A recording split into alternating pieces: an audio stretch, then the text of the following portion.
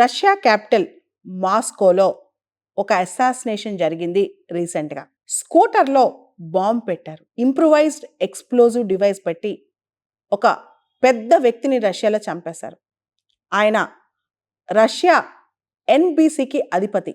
Nuclear, biological, chemical defence ఫోర్సెస్కి ఆయన అధిపతి అనమాట. ఆయన చేతిలోనే అవన్నీ ఉంటాయి. ఆయన పేరు ఇగోర్ కిరిలోవ్.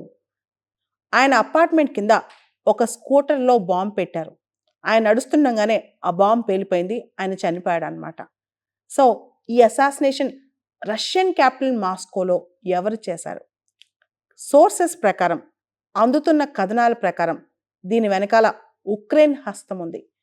ఉక్రెయిన్ ప్రభుత్వం ఈ దిశగా ఎటువంటి కన్ఫర్మేషన్ ఇవ్వలేదు. అయితే SSU, security service of Ukraine, SSU వాళ్ళు మాత్రం అనధికారికంగా దీని వెనకాల వాళ్ళ హస్తం ఉన్నట్లు చెప్తున్నారు. అసలు ఇగోర్ కిరిలోవ్ చేసిన తప్పేంటి? ఆయన పైన ఎందుకింత పెద్ద అసాసినేషన్ అటెంప్ట్ జరిగింది? ఇదే పెద్ద క్వశ్చన్. ఆయన కెమికల్ వెపన్స్ వాడారని చెప్పి ఆయన పైన అభియోగం అనమాట. యూకే ఈయన పైన శాంక్షన్స్ కూడా వేసింది. అండ్ మిస్ఇన్ఫర్మేషన్ స్ప్రెడ్ చేసే విషయంలో ఆయన చాలా కీలక పాత్ర పోషించారని చెప్పి చాలా దేశాలు అంటాయన్నమాట. ఆయన అసెట్స్ ఫ్రీజ్ చేశారు. ఆయన పైన కొన్ని దేశాలు ట్రావెల్ బ్యాన్ కూడా విధించాయి. అమెరికా కూడా అనేక రకాల కెమికల్ వెపన్స్ యూసేజ్లో ఈయన హస్తం ఉన్నట్లు అమెరికా కూడా బిలీవ్ చేస్తుంది అనమాట. ఈయన ప్రత్యేకంగా చెప్పాలంటే క్లోరోపిక్రిన్ అనే ఒక పదార్థం, ఒక కెమికల్ వెపన్ని వాడారు. ఇది యాక్చువల్గా అగ్రికల్చర్లో వాడతారు. డ్రోన్స్ ద్వారా దీన్ని యుక్రెయిన్లో వాడారంట. ముఖ్యంగా ఈ క్లోరోపిక్రిన్ అనే కెమికల్ సబ్స్టెన్స్ వల్ల కళ్ళు మండుతాయి, ముక్కులు మండుతాయి, స్కిన్ మీద దురదలు వస్తాయి, థ్రోట్, లంగ్ ఇన్ఫెక్షన్స్ వస్తాయి, ఇవన్నీ వస్తాయి. దాదాపు 2000 మంది ఉక్రేనియన్ సోల్జర్స్ ఎఫెక్ట్ అయ్యారంట దీనివల్ల. అంతేకాదు, ఏదైతే ఉక్రెయిన్ స్ట్రాటజిక్ పొజిషన్స్ ఉన్నాయో అక్కడ దీన్ని ఎక్కువ చిలకరించారంట, చాలా ఇబ్బందులు పడ్డారంట. వరల్డ్ వార్ 1 టైంలో ఈ క్లోరోపిక్రిన్ని వాడారు. అయితే ఈ క్లోరోపిక్రిన్ను కన్వెన్షనల్ కెమికల్ వెపన్స్ ప్రకారం 1993లోనే బ్యాన్ చేశారు. రష్యా కూడా సిడబ్ల్యూసిలో సిగ్నేటరీ, కన్వెన్షనల్ కెమికల్ వెపన్స్లో. అలాంటప్పుడు మరి క్లోరోపిక్రిన్ని ఎందుకు వాడారు, ఎందుకైనా వాడారు అనేదే పెద్ద క్వశ్చన్ అనమాట.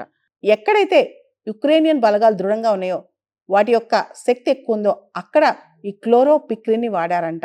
ఇగోర్ కిరిలోవ్ ఇంతకుముందు కూడా రష్యాకు చెందిన రకరకాల మిలిటరీ పొజిషన్స్లో పనిచేశారంట. ముఖ్యంగా హజార్డస్ మెటీరియల్స్ వాడటంలో ఈయన చాలా కీలక పాత్ర వహించారంట.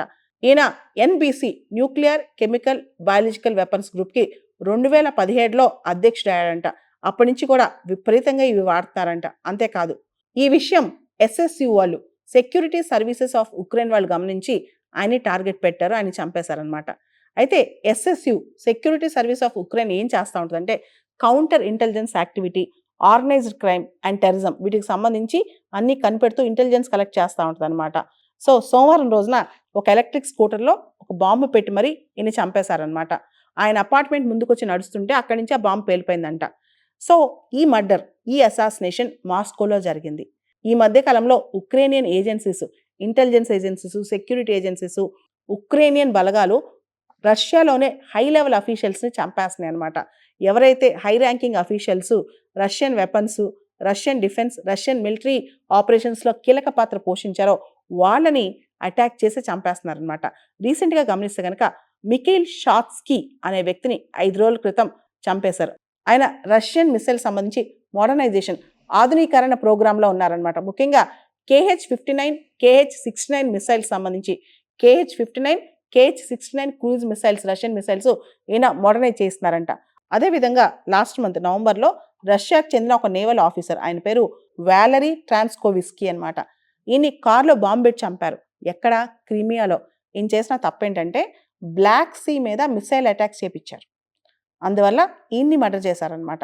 సో రీసెంట్గా ఉక్రెయిన్ ఇంటెలిజెన్స్, స్పైస్ వీళ్ళందరూ చాలా యాక్టివ్గా ఉన్నారు రష్యా భూభాగంలో కూడా, రష్యన్ ఆక్యుపైడ్ ఏరియాలో కూడా. కాబట్టి రష్యన్ సాయిల్లో, రష్యా భూభాగంలో వీళ్ళు చాలా యాక్టివ్గా పనిచేస్తున్నారు. చాలా అసాసినేషన్స్, ఎవరైతే రష్యాలో టాప్ లెవెల్ ఆఫీసర్స్ ఉన్నారో, ముఖ్యంగా ఉక్రెయిన్ని దారుణంగా హింసిస్తున్నారో, మిసైల్స్ వేసి లేదా డ్రోన్స్ వేసి, కెమికల్ వెపన్స్ వేసి, వీళ్ళందరిపైన పగబట్టింది ఇప్పుడు ఉక్రెయిన్. ఇప్పటికే మనం గమనిస్తే గనక ఉక్రెయిన్ భూభాగంలో 1/5 వంతు రష్యా కంట్రోల్‌లో ఉంది. రష్యా ఉక్రెయిన్ యుద్ధం మొదలయ్యి 1000 రోజులు అయిపోయింది. 1000 డేస్ అయిపోయిందనమాట. Ukraine intelligence, secret services, spying services ఇవన్నీ కూడా రష్యన్ టెరిటరీలో యాక్టివ్‌గా పనిచేస్తున్నాయి. అసలు ఈ యుద్ధం ఎన్నాళ్ళు? ఎంతకాలం ఇది కొనసాగుద్ది? ఉక్రెయిన్ తను తాను ఎంతకాలం డిఫెండ్ చేసుకుంటది? ఉక్రెయిన్ ఇప్పుడు క్యారీ చేస్తున్న అసాసినేషన్స్, స్పైయింగ్స్ ఇవన్నీ అసలు రష్యా భూభాగంలో ఇంత స్పైయింగ్ నెట్వర్క్ ఉందా ఉక్రెయిన్ కనిపించే విధంగా ఉన్నాయన్నమాట. ఇదంతా ఒక పక్కన జరుగుతుంటే ఇంకో పక్క ట్రంప్ అమెరికన్ ప్రెసిడెంట్‌గా ఎలక్ట్ అయ్యాడు. జనవరి 20వ తారీఖున ప్రమాణం చేయబోతున్నారు. జో బిడెన్ ప్రభుత్వం ఇప్పటి వరకు ఉన్న ప్రభుత్వం ఉక్రెయిన్‌కి చాలా సపోర్ట్ చేసింది. అమెరికా ఉక్రెయిన్‌కి వెపన్స్ కూడా ఇచ్చిందనమాట. అయితే ట్రంప్ వచ్చిన తర్వాత మాత్రం ఇంత సపోర్ట్ ఉక్రెయిన్‌కి దొరకపోవచ్చు. దీనికి సంబంధించి భవిష్యత్తులో జియో పొలిటికల్‌గా, జియో ఎకనామికల్‌గా చాలా చేంజెస్ వచ్చే అవకాశం కూడా కనిపిస్తోంది. 1000 రోజులు దాటిన రష్యా ఉక్రెయిన్ యుద్ధం అనేది భవిష్యత్తులో ఒక ఫ్రోజన్ కాన్ఫ్లిక్ట్‌గా మారకూడదు. రష్యా కూడా ఇక మీదట కొంచెం తగ్గాలి.